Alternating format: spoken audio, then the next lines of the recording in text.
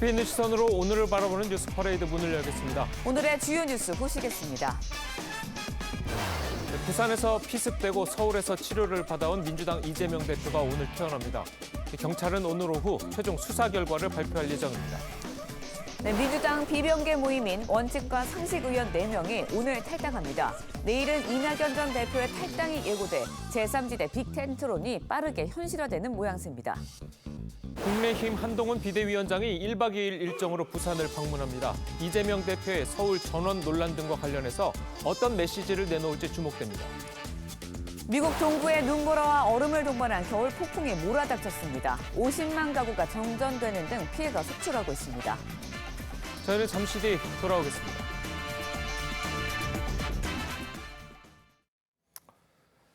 부산에서 흉기 습격을 받고 서울에서 입원 치료를 받아왔던 민주당 이재명 대표가 오늘 퇴원합니다. 당분간 자택에서 치료를 이어갈 거라고 하는데요.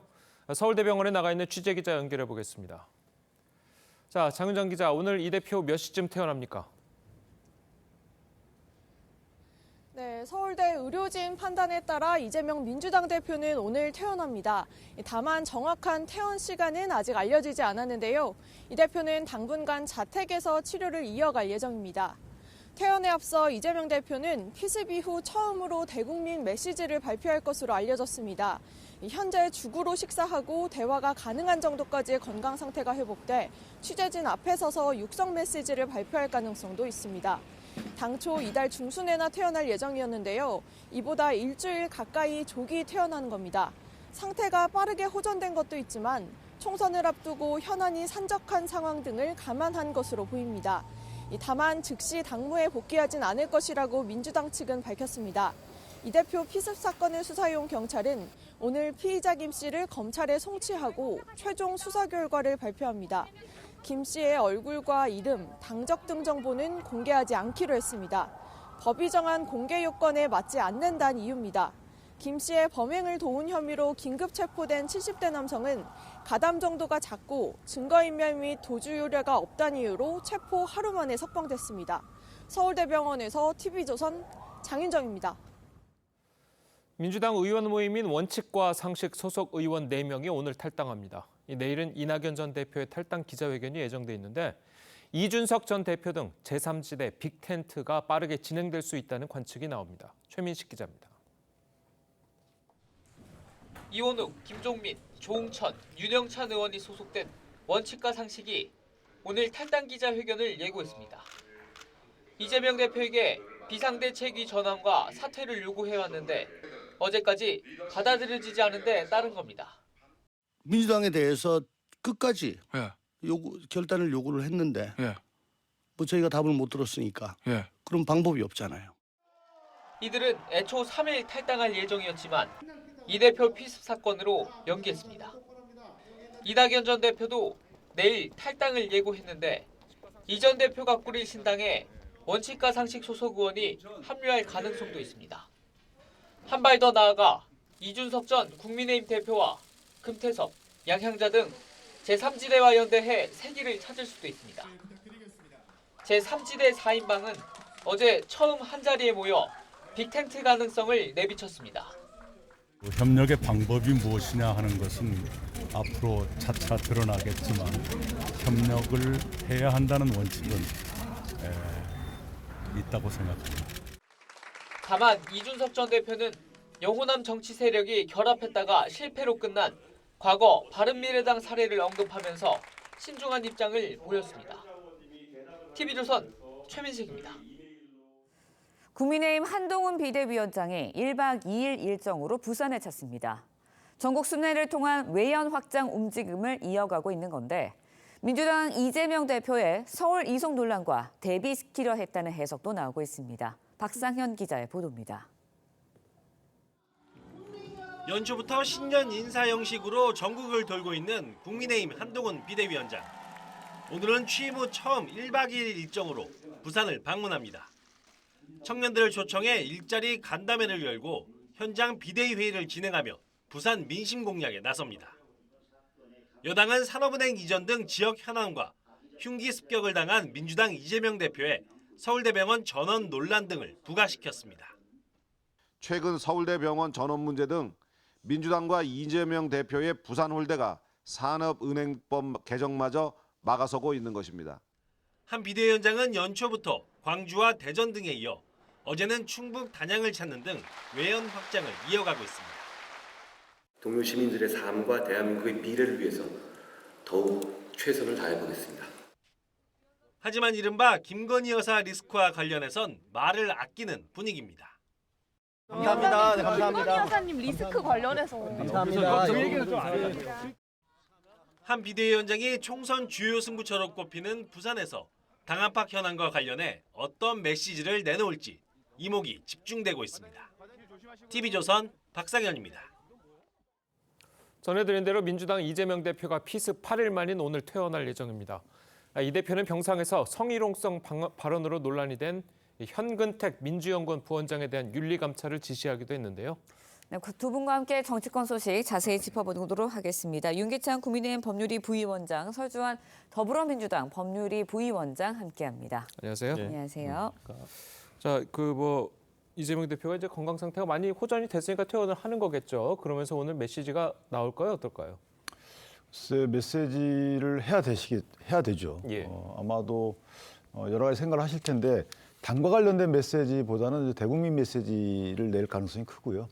본인을 향한 여러 가지 그 이송 과정, 전원 과정에서 있었던 논란들을 불식시키거나 아니면 그에 대한 사과 정도의 메시지는 나와야 되지 않겠는가. 예. 어쨌든 본인이 어떤 이유로 그런 본인이 판단했는지 아니면 주변의 권유를 본인이 받아들였는지 어쨌든 책임은 본인한테 있는 거기 때문에 본인이 그에 대한 입장을 내야 된다. 전 그렇게 생각합니다. 예. 네, 이 대표의 당무 복귀 시점 아직 미정이라고 알려져 있긴 합니다. 하지만 병상에서 정성호 의원과 문자를 주고받은 그 내용이 포착되기도 하긴 했는데 언제쯤 복귀가 가능할까요? 그러니까 현장 복귀라는 것이 일단 당에 와서 뭐 최고위를 참석을 한다든지 아니면 당대표 주재 회의를 한다든지 이런 부분들이 있을 텐데 현재로서는 뭐 건강 상태를 제가 뭐 확인을 못했습니다만은 그러한 것들을 수행할 수 있을 정도의 건강 상태인지는 좀 지켜봐야 될 것 같고요. 예. 단 그래도 유선상으로 어떤 당무라든지 당의 어떤 결정 사항이라든지 이런 부분 등은 어저께 정성호 의원과의 어떤 문자 내역이라든지 이런 것을 봤을 때는 지금 충분히 가능한 상태가 아닌가라는 생각이 들어서 그렇다라고 치더라도 자택보다는 당에서 어떤 할 수 있는 어떤 당무를 이어가는 것이 가장 지금 당에는 필요하지 않는 상황인가. 당으로 출근하는 게 오히려 나을 것이다. 아무래도 당에 지금 총선 체제로 진입을 해야 되는데 지금 국민의힘에서는 한동훈 비대위원장 같은 경우는 전국을 전부 다 각 지역 도당을 지금 돌면서 순회를 하면서 어찌 보면 붐업을 하고 있는 상황이거든요. 지금 약간 하는데 지금 민주당으로서는 불가피한 테러로 인해서 지금 좀 스톱이 된 상태예요. 어찌 보면 10일 정도 좀 정지돼 있는 면도 없지 않아 있었기 때문에 저는 이런 부분 빨리 다시 총선을 향해서 뛰는 것을 준비해야 되지 않을까 싶습니다. 예, 알겠습니다. 자, 그런데 이런 가운데 이제 친명 인사로 꼽히는 현근택 민주연구원 부원장이 지역 정치인의 여성 비서에게 성희롱성 발언을 했다는 보도가 나오면서 논란이 확산되고 있죠. 자, 관련해서 민주당 입장을 들어보겠습니다. 이재명 당대표는 현근택 민주연구원 부원장에 대한 윤리감찰을 지시했습니다. 현재로서는 언론 보도만 있지 않습니까? 그래서 사실관계가 밝혀져야 된다고 보고 현근택 위원과 관련해서 정성 의원님이 현재 당직을 갖고 계신 건 아닌 걸로 아는데 그거야 가까운 사람들끼리 현안에 대해서 개인적인 의견을 주고받을 수 있다고 생각합니다. 자, 이거 말씀하신 것처럼 이제 정성호 의원과 주고받은 문자 메시지 내용이 이제 언론 카메라에 포착이 됐습니다. 자, 이 현근택 부위원장의 어떤 식 논란 그리고 컷오프를 시켜야 된다 이런 식의 문자가 이제 주고받게 됐는데 자, 이게 과연 당 대표와 정성호 의원이 논의할 만한 내용인가의 부분에 대해서도 이야기가 나오고 있거든요. 그러니까 이재명 대표가 예를 들어 정성호 의원한테 여러 가지 의견 수렴 차원에서 물어볼 수는 있겠죠. 대표가 어느 정도 관여를 한다는 것은 주지의 사실이기 때문에 그런데 역으로 이제 정성호 의원이라는 분은 이재명 대표의 친분 이외에 공식적인 직책이 없어요. 공관이나 아니면 윤리위에 그런 분이 물어볼 수 있다고 쳐요. 100번 양보해서. 그런데 당대표가 예를 들어서 너무 심하지 않느냐라고 했을 때 본인이 결정을 해서 올린단 말이죠. 그럼 이렇게 하겠습니다라는 취지의 문자잖아요. 근데 그것이 좀 이해가 안 가요. 그럼 이렇게 하는 것이 어떻겠습니까라고 하던가 이렇게 전달하겠습니다라고 하던가 뭐 이런 의견이 있습니다라고 하던가 이런 식으로 어떤 중재 기능을 하거나 어려운 수렴 과정에 본인이 한 역할을 담당한다라는 선이었으면 모르는데 그게 아니고 두 분 간에 어떤 걸 결정했단 말이죠. 그래서 이것은 시스템 공천을 주장해왔던 민주당 의원들 입장에서 보면 상당히 난맥상이 드러난 것이다. 그리고 또 하나는 당대표가 챙기는 인사가 따로 있는 게 아닌가라는 오해도 있는 거죠. 그러니까 모든 분을 저렇게 물어보지는 않을 거 아니겠습니까? 그렇다면 몇몇 분을 물어보는데 그야말로 자객 공천에 논란이 있는데 그것이 현실이 아니냐, 실제 있는 게 아니라는 이런 여러 가지 당원들에 대한 메시지도 이번에 드러났다. 저는 그렇게 평가를 합니다. 네, 윤리직에 없는 정성호 의원과 이런 것을 논의했다라는 것 자체가 많은 의혹을 불러일으킬 수 있다라는 이야기를 해주셨는데 어떻게 보셨나요? 일단 공개되지 않아야 될 문자 메시지였습니다. 일단은 뭐 어찌됐든 간에 참 부지에서 나온 문자 노출이 돼버렸었는데 어찌됐든 간에 상당히 부적절한 내용이라고는 보입니다. 어떤 당대표가 의견을 구할 수는 충분히 있죠. 본인과 좀 친한 의원이라든지 어찌 보면 정성호 의원과는 뭐 국민 대부분이 다 아시지 않겠습니까? 그 관계를 오랫동안 친분이 있었었고 어찌 보면 이재명 대표가 당에 안착할 수 있게끔 가장 큰 노력을 했던 의원이기도 하고요. 저는 이제 그런 부분에서 의견을 구할 수는 있다고 보는데 문제는 뭐냐면 어떠한 특정한 오히려 본인과 가까운 사람들을 비호한다라는 어떠한 그런 부분, 그러니까 비위가 있음에도 불구하고 이런 부분을 그냥 뭐 당대표가 이건 윤리감찰단에 뭐 아니면 윤리심판원에서 어떠한 조치를 해야 되지 않을까요?라고 하면 당의 시스템 내에서의 어떤 처분을 의견을 구한다고 했더라면 오히려 그런 부분에 있어서 뭐 그렇게 하고 어떤 징계 수위는 이런 것들이 보통 당에서 해왔었다라는 어떤 의견을 내었다고 한다면 상관이 없습니다만은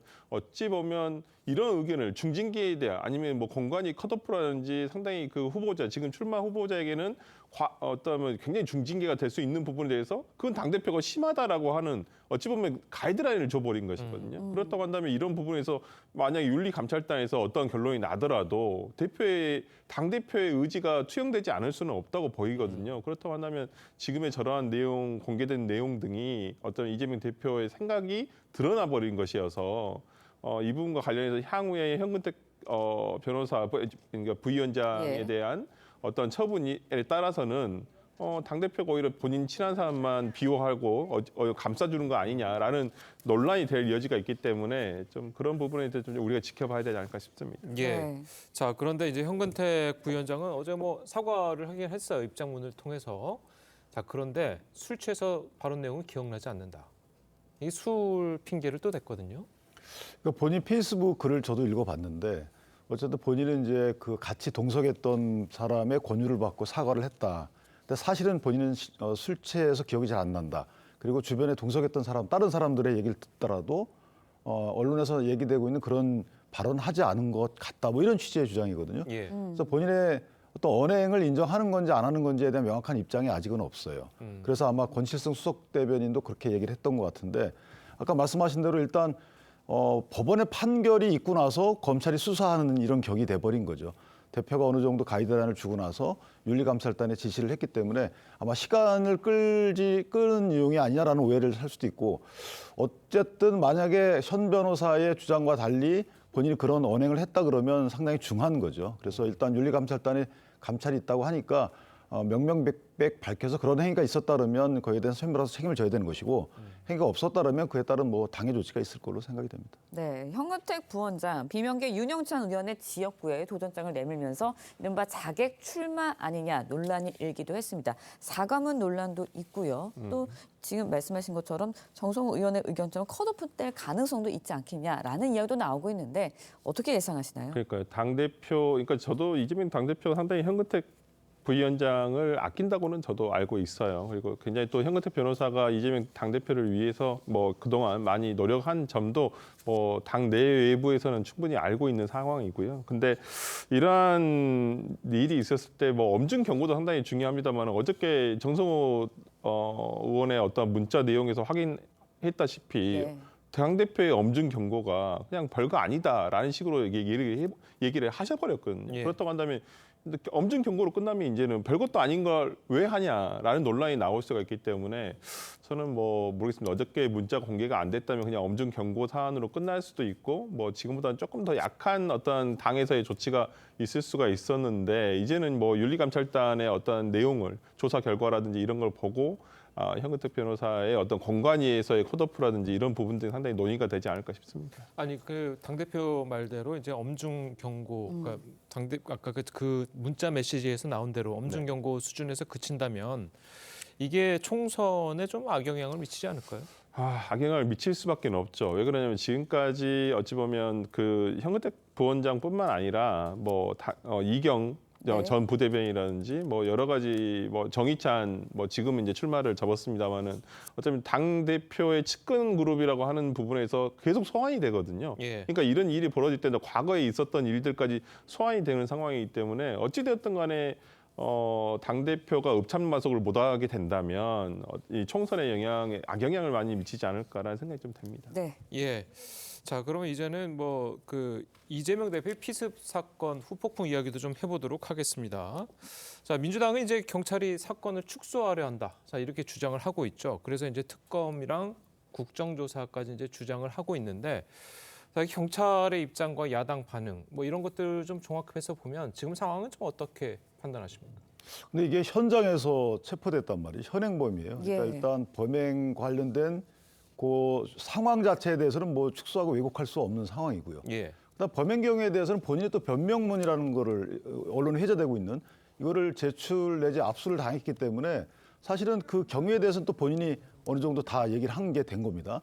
또한 그 조력자라고 일컬어지는 사람들에 대해서 수사가 됐던 부분이 있고 차량 타고 왔다 갔다 할 때 도움 줬던 분들도 그 경위에 대해서 다 수사가 된 상황이기 때문에 그래서 이걸 또 특검 뭐 조사 이런 얘기를 한다는 것은 이 대표와 관련된 여러 가지 전원 과정에서 있었던 응급의료 체계를 무시했다. 이런 것에 대한 국민적 비난을 돌리게 한 게 아닌가라고 의심할 수밖에 없는 거고요.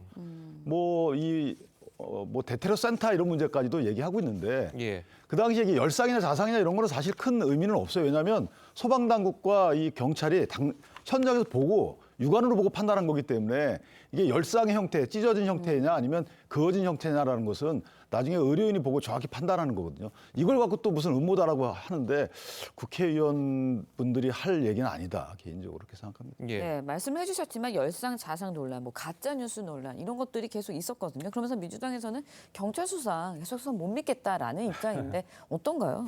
그러니까 그러면 이렇게 돼버리면 앞뒤가 맞지가 않게 돼버려요. 그러니까 민주당은 지금 검찰 개혁을 지속적인 어떤 당의 당론으로 정하면서 이것을 그러면 검찰 개혁을 통해서 검찰의 수사권을 오히려 제거를 한 다음에 이것을 경찰에 넘겨주겠다는 거였거든요. 그런데 그 수사를 하겠다는 경찰마저도 못 믿어버리겠다고 얘기를 해버린다면 그럼 대한민국의 수사는 누가 해야 되죠? 경찰도 할 수 없고 검찰도 할 수 없다라고 해버리면 저는 민주당에서 이번에 얘기를 하는 부분은 어떤 경찰 수사가 조금 더 명명백백하게 아무런 어떤 의혹도 나오지 않을 만큼 어떤 투명하게 조사가 돼야 된다라는 어떤 저는 그러한 얘기를 한 것이라고 생각을 하고 싶고요. 그다음에 이 경찰 수사에 대해서도 뭐 저는 뭐 경찰이 뭐 이걸 뭐 축소하려고 한다거나 그러지는 않다고 보여요. 뭐 최근에는 어저께 같은 경우는 그 70대 조력자에 대해서도 조사를 해보니 뭐 그렇게 가담 정도라든지 그다음에 뭐 도주 우려라든지 이런 게 적었기 때문에 석방을 했다라고 이제 얘기를 하고 있는 부분 등이 있고 경찰도 마찬가지입니다. 저는 조금 더 특히나 그 변명문이라든지 이런 부분에 대해서 국민들이 어떤 일부분 나올 게 아니라 아니 나오지 않을 거면 보도가 안 되게끔 할 거면 아예 안 되게끔 하든지 그래야 되는데 이게 일부 그냥 뭐 한 줄 두 줄만 나오고 있거든요. 그렇다고 한다면 저는 오히려 경찰에서도 공개해야 될 부분 의혹을 사지 않기 위한 공개해야 되지 않을 부분 정확하게 가려가지고 공개해야 될 것들은 공개를 하면 좋겠고 저 이와는 별도로 민주당에서 얘기를 하고 있는 가짜 뉴스 예를 들어서 뭐 칼이 아니라 무슨 나무젓가락이었다 뭐 이런 내용 등과 관련해서도 경찰이 좀 엄중하게 신속하게 좀 수사를 할 필요가 있지 않을까 싶습니다. 제가 짧게 한마디만 보태면 아까 그 변명문 이 부분은 이거를 공개하지 않는 것이 나을 수도 있어요. 왜냐하면 이게 본인이 국민께 드리는 글이잖아요 원래. 그러니까 본인이 정당하다 나 잘못한 게 없고 나 솔직히 확신범에 자해서서 나오면 여러 가지 말도 안 되는 말들을 할 거란 말이죠. 본인의 정치권에 불신이 있어서 이런 행위를 했는데 여기에 대해서 국민들이 나를 지켜 세워달라 이런 것들을 왜 얘기를 해야 됩니까? 그러니까 오히려 유사범죄, 모방범죄를 부추길 수 있는 우려가 있는 거고 이거를 공개하라고 하는 건 저는 솔직히 민주당에서는 이건 정치적 공방의 대사로 삼는 것까지는 좋은데 이건 너무 넘어선 거예요. 또 하나는 당적 공개 이 부분도 정당법이 공개하지 못하도록 돼 있단 말이에요. 수사기관이. 그렇다면 민주당이 만약에 정말 공개를 원한다면 본인들이 먼저 공개하면 돼요. 우리 당에 이렇게 있었다 없었다. 그다음에 국민의힘 당신들 공개하라. 이런 식으로 정치권에서 해결할 문제를 수사기관이 공표하게 되면 본인들이 성사 책임을 지는데 결국 공표하지 못할 걸 알거든요. 그러면 너네 당적 공개 안 하는 거 보니까 뭔가 의문점이 있는 것이다. 이런 식으로 물어가려고 하는 거기 때문에 이 모든 수사를 갖다가 정쟁의 대상으로 삼는 거는 국가기관을 정쟁적으로 삼는 거다. 그렇게 생각합니다. 알겠습니다. 네. 자, 다음 이야기도 좀 해보도록 하겠습니다. 자, 총선을 앞두고 여당에서는 김건희 여사 리스크를 관리해야 한다. 이런 목소리가 있습니다. 자, 이에 대해서 한동훈 비대위원장은 말을 아끼는 모양새고요. 자, 어떻습니까? 이제 당에서는 그 김건희 여사 문제를 좀 중요하게 보고 있습니까? 어떻습니까? 그러니까 리스크라고 하면 이제 향후 발생할 어떤 위험 이런 건지 아니면 이미 발생했기 때문에 여기에 대해서 어떤 진상규명을 해야 되는데 하지 않는다는 건지에 대한 정의가 없습니다만은 어쨌든 지금 민주당에서 요구했던 것이 이제 제2부속실 설치 등이잖아요. 그다음에 특별감찰반을 하자라는 입장이기 때문에 특별감찰관 같은 경우에는 눈의 대통령실이나 우리 국민의힘에서 하자고 그랬어요. 물론 여러 가지 이제 조건들이 붙어 있는 건 맞았지만 그 부분을 하는 것을 국회 추천하면 되는 것이고 부속실 설치를 아마 설치하는 것으로 가는 것 같아요. 다만 이게 정무적 판단에서 이제 선거 국면이잖아요. 그러니까 정무적 판단에서 과연 김건희 리스크라고 불리는 여러 가지 문제들이 국민들께 어떻게 비춰지느냐는 국민의힘에서도 중요하게 생각할 수밖에 없습니다. 그래서 여기서는 여러 가지 정무적 판단과 조치가 있을 수는 있겠죠. 그런데 그런 얘기들이 지금 나오면 의미가 없어요. 예를 들면 민주당에서 이거 하자라고 했을 때 여기에 대응하는 차원에서 하게 되면 국민의힘의 정무적 어떤 이득을 얻을 수가 없는 거죠. 그래서 그 부분은 저는 상황이 조성이 되면 총선 국면까지 시간이 지나갈수록 뭔가 나올 수도 있고 안 나올 수도 있고 이것은 아마 당내에서 보챈다고 될 일은 아닌 거거든요. 그래서 그 부분 정무적 판단은 한동훈 비대위원장이 할 가능성이 또 있다. 저는 그렇게 판단합니다. 네, 한동훈 위원장이 뭐 정무적인 판단할 것이다라는 이야기를 해주셨는데 김건희 여사 질문에는 이때까지는 어떻든 말을 아끼고 있는 상황이거든요. 왜 그렇다고 보시나요? 그러니까 뭐 한동훈 비대위원장과 윤석열 대통령 부부와의 관계가 우리가 이제까지 뭐 충분히 봐왔지 않겠습니까? 함부로 얘기하기 힘든 상황이겠죠. 과거에 김건희 여사와 어떤 그 한동훈 비대위원장 간의 어떤 뭐 문자 메시지라든지 뭐 SNS 메신저를 뭐 수백 통 뭐 이렇게 왔다 갔다 했다는 내용도 있고 그렇다고 한다면 담은 그냥 상사의 배우자로서만 본인이 대했던 것은 아니지 않을까. 그보다는 조금 더 친밀한 감이 있어서 아마 좀 그런 부분에 있어서 한동훈 비대위원장으로서도 김건희 여사에 대한 어떤 이런 질문이라든지 이런 걸 상당히 회피하고 있는데 저는 이제는 직시를 해야 된다고 봅니다. 이준석 지금 개혁신당 정강정책위 위원장이죠. 오히려 저는 이준석 전 대표가 그랬어요. 이 부분이 한동훈 비대위원장의 첫 시험대가 될 것이다. 김건희 여사 문제가 특검법이라든지.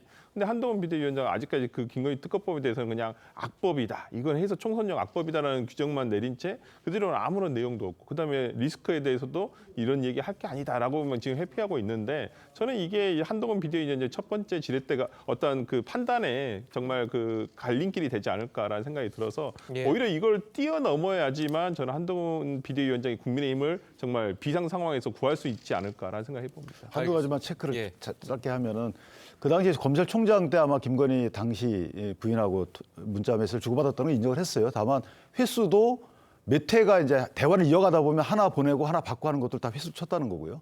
그리고 당시에 검찰총장과 연락이 안 될 때 불가피하게 했다는 거기 때문에 그 사적인 친밀감의 어떤 뭐 대상으로 결정짓기는 어렵다라는 취지가 하나 있는 것이고 한동훈 비대위원장이 여러 가지 정무적 판단을 하고 있을 겁니다. 거기에 대해서 지금 만약에 여러 가지 얘기를 하게 되면 그 정무적 판단에 의한 조치의 효과가 반감되기 때문에 그런 것도 고려하지 않을까라는 생각을 합니다. 알겠습니다. 자, 다음 소식도 계속해서 이야기해 보도록 하겠습니다. 자, 오늘 민주당 비명계 모임이죠. 원칙과 상식 의원 4명이 탈당할 것으로 알려졌습니다. 자, 어제 조응천 의원은 이재명 대표에게 마지막으로 답변을 요구하기도 했는데요. 그 모습 보고 오시겠습니다. 이제 국민한테 주어진 선택지는 친윤 수직 단일 체제 정당과 친명 단일 체제 정당밖에 없습니다. 가히 신밥 먹을래 탄밥 먹을래입니다. 답을 듣고 싶습니다. 더 이상 민주당에게 저 조응천 같은 사람은 필요 없는지 제발 좀 답을 주십시오. 자, 뭐 조응천 같은 사람 필요 없는지 답을 달라. 그리고 이제 또 하나 요구한 게 이재명 대표의 사퇴 그리고 통합 비대위 구성을 요구를 했었잖아요. 네. 이분들이 탈당하기 전에 이재명 대표가 뭐 답변을 할 가능성이 있다 보십니까? 그러니까 오늘 퇴원하시면서 어떤 메시지를 낼지는 모르겠어요. 여기 부분에 대한 답도 들어 있는지는 모르겠습니다만은 저 개인적으로는 들어 있었으면 좋겠습니다. 그래서 그 원칙과 상식 이 의원들께서 어떤 탈당을 안 하겠다. 그러면 이런 답을 충분히 들었다라는 얘기가 오늘 10시에 예고가 돼 있는데 그 전에 좀 나왔으면 좋겠다는 생각은 듭니다만은 일단은 지금까지 현재 시각까지는 변함은 없는 것 같고요. 지금 뭐 탈당을 하시겠다라고 답이 없으면 탈당을 하겠다라고 얘기를 들었고 어제 출판기념회에서도 또 김영진 의원이라든지 오히려 이소영 의원이라든지 이런 분들은 오셔가지고 직접적으로 얘기도 하셨어요. 탈당을 하지 말아달라.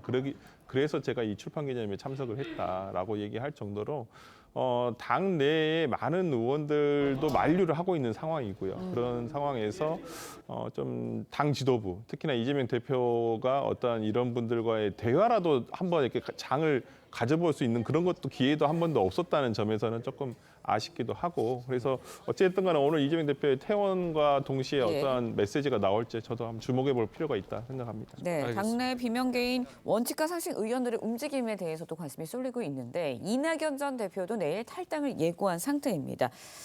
원칙과 상식 의원들 신당에 합류할까요? 아니면 어떻게 갈까요? 저는 이낙연 전 대표와 원칙과 상식을 표방한 분들과는 합친다고 봅니다. 뭐 그럴 수밖에 없는 거죠. 물론 이제 선거 제도가 어떻게 변하는지에 따라 달라질 수 있겠지만 그렇게 해야지만 살아남는데 하나 제가 문제 제기를 하고 싶은 것은 이건 전부 다에 대한 문제 제기입니다. 이게 탈당 불가 시한이 있는 것처럼 마치 총선 직전에 다 탈당을 하신단 말이죠. 네. 그 전에 본인들이 표방한 명분을 펼치기 위해서 당내에서 노력을 조금 더 해오셨으면 그리고 1년 전에 탈당해가지고 어느 정도 국민적 의지를 모을 만한 활동을 해왔으면 모르는데 꼭 선거 직전에 저렇게 탈당하고 신당 창당하는 것이 국민적 시각에서 볼 때 어떤 모습을 비칠지는 한 번 더 고민을 해볼 필요가 있다. 이렇게 생각합니다. 예, 알겠습니다. 자, 오늘 말씀은 여기까지 듣겠는데요. 한 가지 말씀 좀 드리겠습니다. 그동안 이제 수요일 뉴스 퍼레이드를 이제 책임져 주셨던 윤기찬 국민의힘 법률위 부위원장과 설주한 민주당 법률위 부위원장의 방송은 오늘까지입니다. 자, 윤기찬 부위원장은 이제 총선에 출마를 하시는 거고, 네. 그리고 이제 설주한 부위원장께서는 아직 미정입니다. 아직 미정이고, 네, 알겠습니다. 뭐 없던 일을 하든 이제 두 분이 이제 잘 되시길 바라면서요. 자, 오늘 말씀 여기까지 듣겠습니다. 잘 들었습니다. 고맙습니다. 예, 검찰이 문재인 정부가 중소벤처기업진흥공단 이사장에 이상직 전 의원을 이사장에 내정했다는 의혹과 관련해서 대통령 기록관을 압수수색했습니다. 검찰은 당시 청와대 비공식 회의에 비서실장과 수석이 참석했다는 진술을 확보한 것으로 파악됐습니다. 권형석 기자의 보도입니다. 이상직 전 의원의 중진공 이사장 임명 과정을 수사 중인 검찰이 대통령 기록관을 압수수색했습니다. 지난 2017년 말 공모가 나기도 전에 청와대 비공식 회의에서 이 전 의원이 이사장에 내정됐다는 의혹 관련입니다. 당시 회의 참석자와 결정 과정 자료를 확보하기 위한 것으로 알려졌습니다. 검찰은 중기부 고위 관계자로부터 당시 비공식 회의는 인사수석 비서관실이 주관했고 대통령 비서실장과 수석들도 여럿 참석한 것으로 안다는 진술을 확보했습니다. 당시 인사수석 비서관은 조현옥 전 수석입니다. 조 전 수석은 산업부 블랙리스트 사건으로 현재 재판을 받고 있습니다. 임종석 당시 비서실장도 또 다른 블랙리스트 의혹으로 검찰 수사선상에 올라 있습니다. 임 전 실장과 조 전 수석은 당시 회의에 참석한 사실이 있냐는 TV조선의 질문에 답하지 않았습니다. 검찰은 압수물 분석을 마치는 대로 청와대 인사라인 관계자들을 불러 이 전 의원이 내정된 경위를 추궁할 계획입니다. TV조선 권영석입니다. 북한 김정은 국무위원장이 또다시 강경 발언을 쏟아냈습니다. 대한민국은 주적이고 전쟁을 피할 생각이 없다고 했다는데요. 정치부 연결해서 자세한 내용 알아보도록 하겠습니다. 최민식 기자 전해주시죠. 네, 북한 김정은 국무위원장이 8일과 9일 군수공장을 현지 지도한 자리에서 대한민국을 주적이라고 단정했다고 조선중앙통신이 보도했습니다. 김 위원장은 특히 대한민국이 우리 국가를 상대로 무력 사용을 기도하거나 주권을 위협하면 주저없이 수중의 모든 수단과 역량을 총동원해 대한민국을 완전히 초토화해버릴 것이라고 말했다고 통신은 전했습니다. 김 위원장은 또 우리와의 대결 자세를 고취하고 군사력 증강에 열을 올리는 적대국과의 관계에서 제일 중시해야 할 것은 첫째도 둘째도 자위적 국방력과 핵전쟁 억제력 강화라고 덧붙였습니다. 김 위원장의 이번 발언은 지난해 말 노동당 전원회의에서 남조선 전 영토를 평정하기 위한 대사변 준비에 박차를 가해 나가야 한다고 주문한 데 이어 나온 것입니다. 특히 최근 서해 일대에서 포격 도발을 감행한 데 이어 나온 발언이어서 군사위협을 더욱 고조시키려는 의도가 담긴 것 아니냐는 분석이 나옵니다. 지금까지 정치부에서 전해드렸습니다. 예, 법관 기피 신청으로 77일간 중지되었던 이화영 전 경기도 평화부지사의 재판이 어제 다시 열렸습니다. 자, 그런데 이 전 부지사 측이 증인 신문을 하지 않아서 재판은 또 공전이 됐습니다. 네, 관련 내용 최진영 변호사, 설주환 변호사와 함께 자세히 짚어보도록 하겠습니다. 안녕하세요. 안녕하세요. 네, 안녕하십니까. 자, 50분 만에 끝났다고 그래요. 어떻게 또 이런 일이 있을 수 있죠? 그렇습니다. 참 실무자로서 좀 실망스럽다라고 할 수밖에 없는데요. 예. 이게 그 불법 대북 송금 의혹에 대해서 검찰에서 이미 그 주신문은 끝났는 상태에서 지금 김성태 쌍방울 회장, 안부수 아태협의회 회장에 대한 피고인 측의 반대 신문이 예정돼 있었다고 합니다. 아시다시피 쌍방울 김성태 회장은 직접 돈을 마련해서 줬고, 그리고 네. 또 안부수 아태 위원장 같은 경우에는 북한과의 어떤 교류 협력을 했던 둘 다 핵심적 인물 아니겠습니까?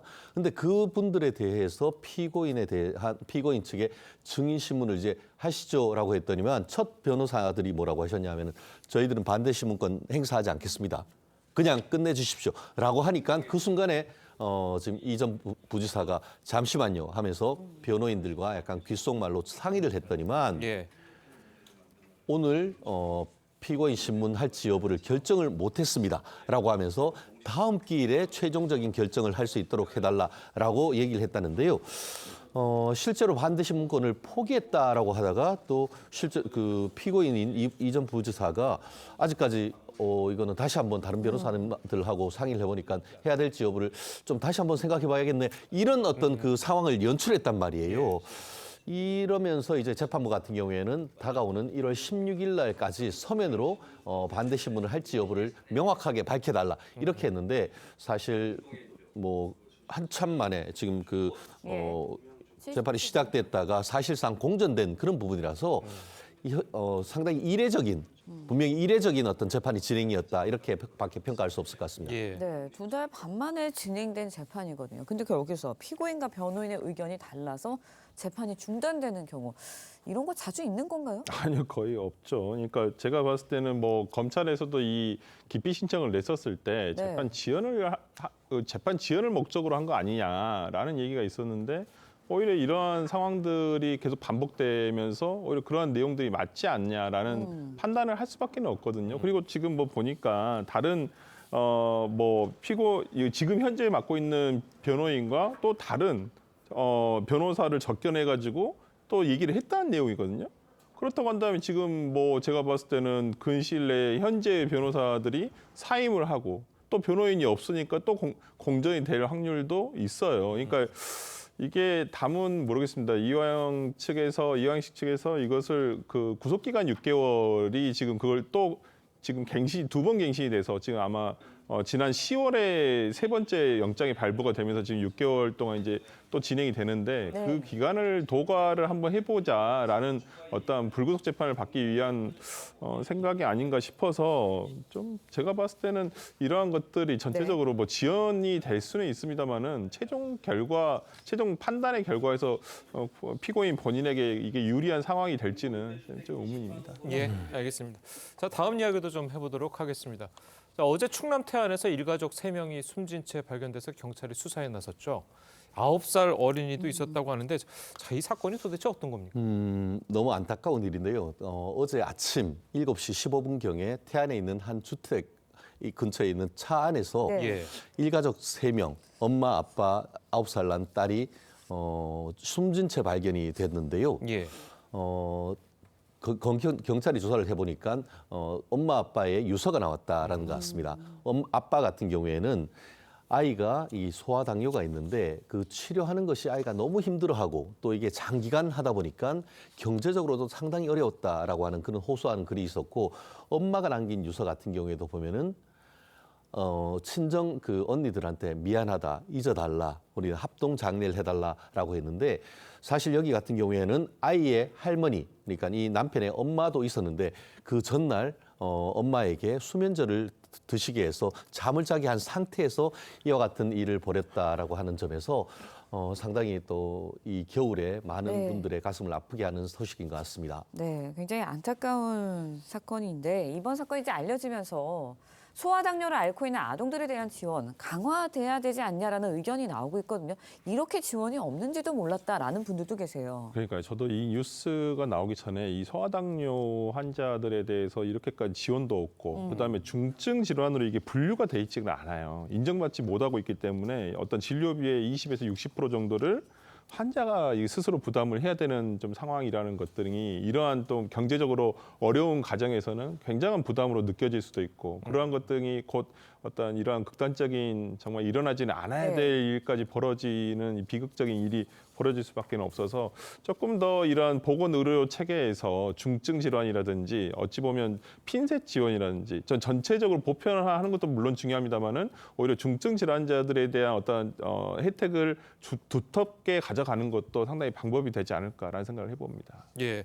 자, 이렇게 뭐 부모가 극단적인 선택을 하면서 이제 아이도 같이 좀 이렇게 하는 경우가 굉장히 많은데, 아이가 도대체 무슨 죄입니까? 그렇습니다. 아이를 우리 동양적 전통 그 사상으로서는 나의 소유물이다, 이런 어떤 관념이 많다 보니까 이런 일이 있는데, 이런 관념이 바뀌어야 되고 또 소아 어떤 당뇨와 복지 차원에서 어떤 좀 더 지원이 있어야 되는 것이 아닌가, 그런 생각을 하지 않을 수 없는 것 같습니다. 예, 알겠습니다. 네, 저희가 이제 앞서서 이제 설주환 변호사가 오늘이 마지막이다라는 이제 말씀을 드렸었는데, 오늘 최진영 변호사님도 총선 출마를 위해서 오늘 이제 방송이 마지막이라고 하십니다. 자, 그동안 이제 뉴스 퍼레이드에 곳곳에 나와주셔서 이제 감사하고요. 앞으로 건승을 뵙겠습니다. 감사합니다. 감사합니다.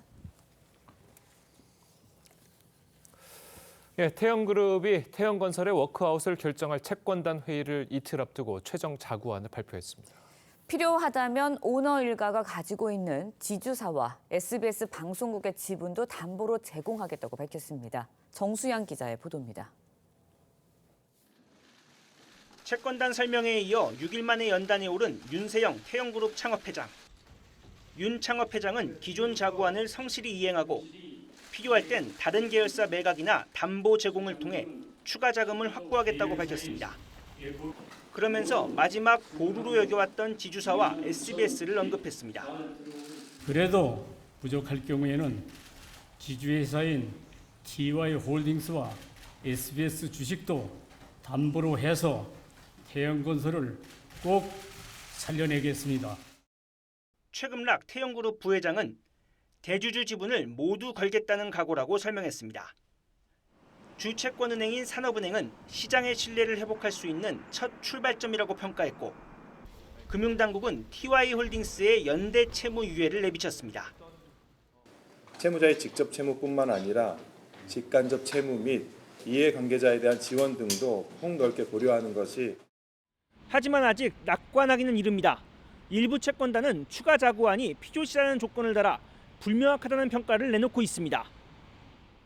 당장 워크아웃 여부를 결정하는 채권단 회의가 열리는데, 채권단의 67%를 차지하는 중소금융사가 동의할지가 불투명합니다. 이에 따라 태영그룹은 채권자 회의에 참석해 자구안을 설명하고 설득 작업에 나설 예정입니다. TV조선 정수양입니다.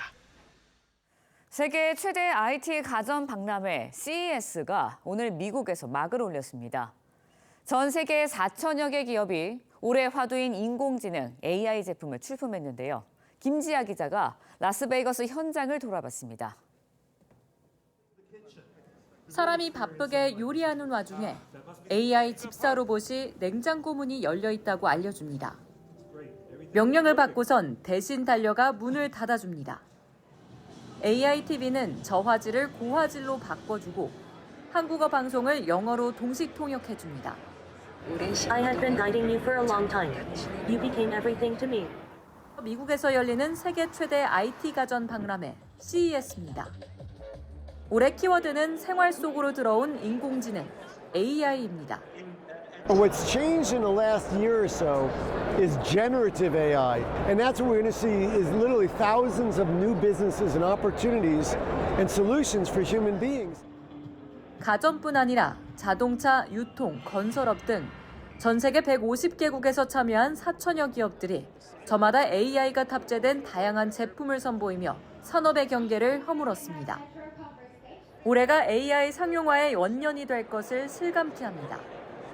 We also believe AI can have a big impact on our planet. After all, powerful technology like AI should do more than simply serve us. 참가 인원은 13만 명을 넘기며 역대 최다가 될 전망입니다. 기업들은 분주하게 움직였습니다.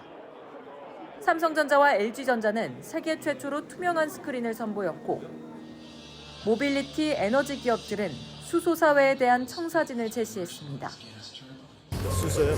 뭐 저희 때가 아니고 저희 후대를 위해서 준비해 놓는 것이 좀 맞다고 생각합니다. 물고만 있어도 닦아주는 칫솔, 강아지와 놀아주는 로봇 등 국내외 스타트업들도 기발한 신제품을 대거 공개했습니다. 올해 CES에는 역대 최다 수준으로 한국 기업 700여 곳이 참가합니다.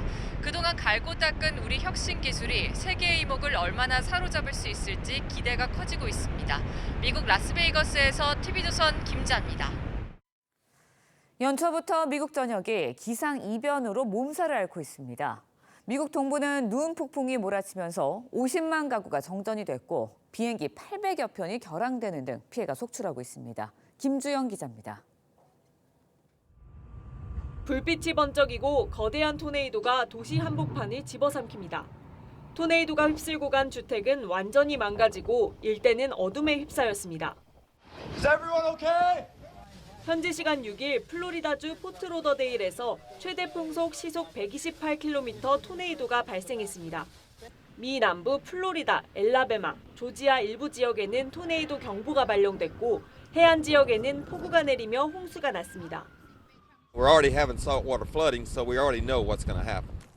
현지 언론은 미 중부와 남서부 50만 가구가 정전 피해를 입었다고 보도했습니다. 중부와 북동부 지역에는 폭설과 강풍이 몰아쳤는데 특히 심한 캔자스시는 비상사태까지 선포됐습니다.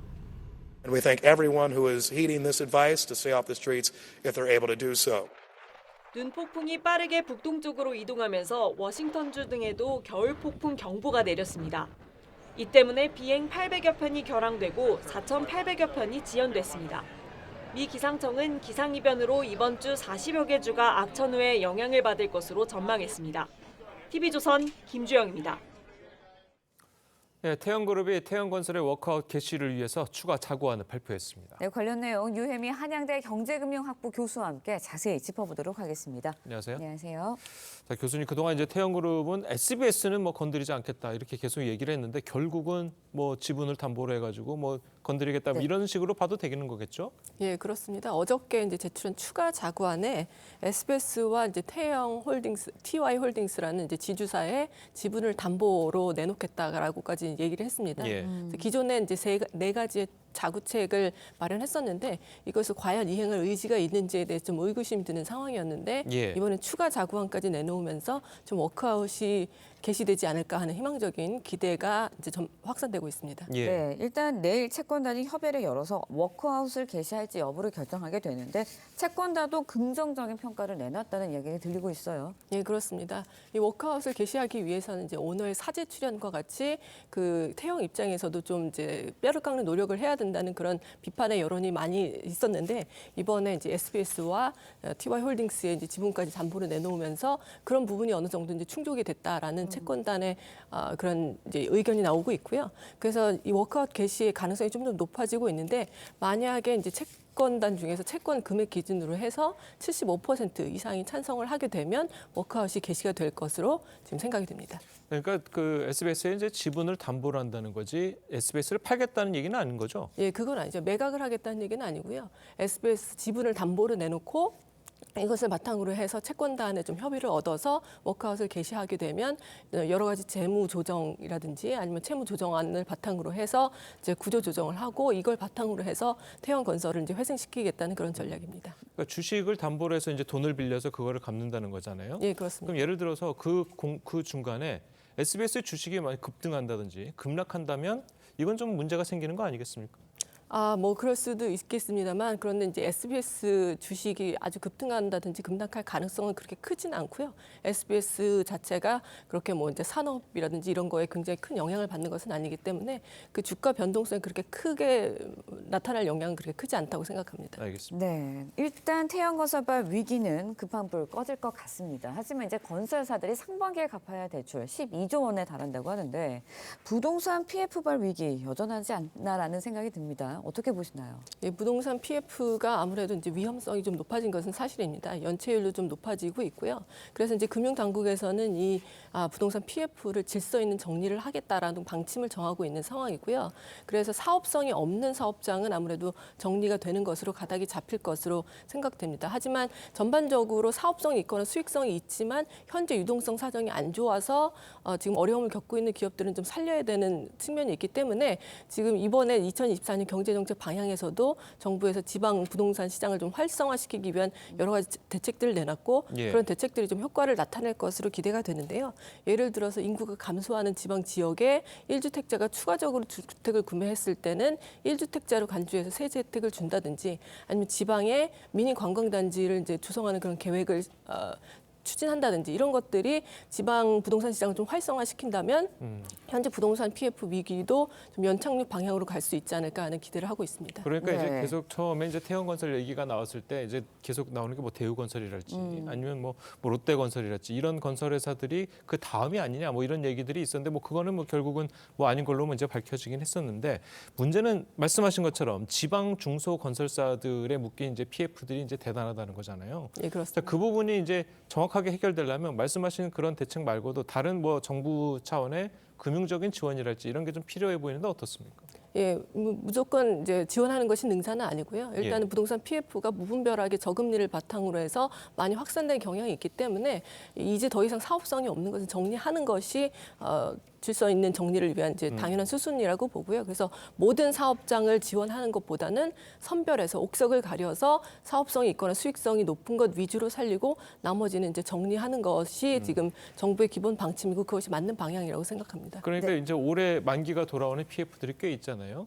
그 부분 중에서 이제 지방 건설사들이 이제 차지하는 부분이 꽤 있는데 그럼 교수님 말씀대로라면 이제 올해 지방 건설사들 중에 뭐 워크아웃이랄지 부도라든지 그렇게 될 가능성이 있는 건설사들이 뭐 꽤 있다고 보시는 건가요? 그런 건설사들도 적지 않다고 보고 있고요. 그다음에 최근에도 지방 건설사들을 중심으로 해서 중소형 건설사 중에서 도산을 한 이제 건설사들 좀 있거든요. 그런데 이것들을 전부 다 이제 끌고 갈 수는 없는 상황이기 때문에 일부 이제 사업성이 없는 것은 정리하는 것이 맞겠지만 이 과정에서 여러 가지 협력 업체라든지 실업률이 높아진다든지 하는 부분에 대해서는 또 정부가 지원을 할 필요가 있어 보입니다. 예, 알겠습니다.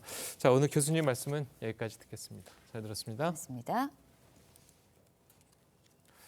예, 요즘 고금리 때문에 주택담보대출 받으신 분들 많이 힘드실 텐데요. 이 싼 금리로 갈아타게 해주는 절차가 간편해졌습니다. 네, 이제는 은행 이곳저곳 발품을 팔 필요 없이 인터넷으로 대출을 쉽게 갈아탈 수 있게 된 건데 전세 대출도 이달 말부터 가능해집니다. 최수용 기자의 보도입니다. 3억 3천만 원 주택담보대출을 연 5.54% 이율로 쓰고 있는 이승한 씨. 이자가 싼 상품이 없는지 9일부터 시행된 모바일 대환대출 서비스를 금융 플랫폼에서 이용해봤습니다. 개인정보와 집 주소를 입력하자 갈아탈 수 있는 상품이 한눈에 들어옵니다. 가장 낮은 것은 3%대. 집 등기 등 제출할 서류를 사진으로 찍어서 올린 뒤 심사 요청 버튼만 누르면 이틀에서 7일 사이에 대출 가능 여부가 결정됩니다. 한 달에 한 20만 원 정도 아낄 수가 있을 것 같아요. 이제 신혼이기도 한데 그 돈으로 좀 더 재밌게 놀거나. 조건은 대출받은 지 6개월이 지나야 하고 대출 금액은 10억 원 이하까지만 가능합니다. 다만 시세가 조회되는 아파트여야 하고 특례 보금자리 대출 등 정책 금융상품에 가입한 경우는 제외됩니다. 전세 대출은 31일부터 갈아타기 서비스가 시작됩니다. 대출을 받은 지 3개월이 지나야 하고 전세 기간이 절반이 넘지 않아야 합니다. 이달 말이면 신용대출에 이어 주담대, 전세 대출까지 모바일 앱을 통해 갈아타기가 가능해지는 겁니다. 해당 서비스는 네이버페이 등 핀테크 업체와 은행과 보험사 앱을 통해 이용할 수 있습니다. 당국은 더 나은 조건으로 쉽게 대출을 갈아탈 수 있어 소비자 패닉이 크게 증대될 것으로 기대하고 있습니다. TV조선 최수용입니다. 네, 렌즈에 담긴 그 순간, 그 의미를 짚어보는 시간이죠. 사진기자가 선택한 아침의 한 장입니다. 오늘은 조선일보 사진부 이태경 기자와 함께합니다. 안녕하세요. 오늘 아침에 볼 사진 어떤 건가요? 네, 요즘 초등학생들 방학이 한창인데요. 여러 가지 체험을 즐기고 있는 어린이들의 모습 사진으로 만나보겠습니다. 방학을 맞은 어린이들을 위한 다양한 활동들이 있는데요. 충남 양지서당에서는 겨울방학을 맞아 예절 학교에 입교한 학생들이 훈장님의 선창에 맞춰 사자소학을 배웁니다. 눈을 비비며 밀려오는 졸음을 쫓아내는 모습을 보니 절로 웃음 짓게 되는데요. 부산에서는 전통문화 체험에 나선 어린이들이 있습니다. 다도 예절을 배우는데요. 조심조심 서로 찻잔을 주고받고 차를 맛봅니다.